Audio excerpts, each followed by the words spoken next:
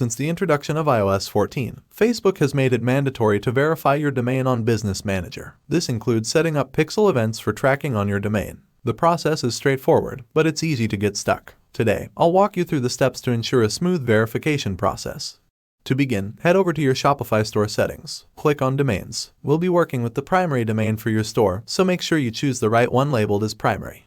Now, let's navigate back to Facebook Business Manager. On the left sidebar, select Brand Safety and then Domains. Click on Add and choose Create a new domain. Enter your domain name, which could be yourstore.meshopify.com or yourstore.com if you have a custom domain. To verify the domain, select Meta Tag Verification and copy the provided tag. Now, head back to Shopify. Click on Online Store, then Themes. Choose Actions and Edit Code. Look for the theme.liquid file and locate the HTML tag. Paste the copied meta tag under the tag and click Save. Return to Facebook Business Manager and click Verify Domain. Congratulations, your domain is now verified. If the verification doesn't go through immediately, give it a few minutes. Sometimes, you may need to wait for Facebook to clear its cache. After that, click Verify Domain again.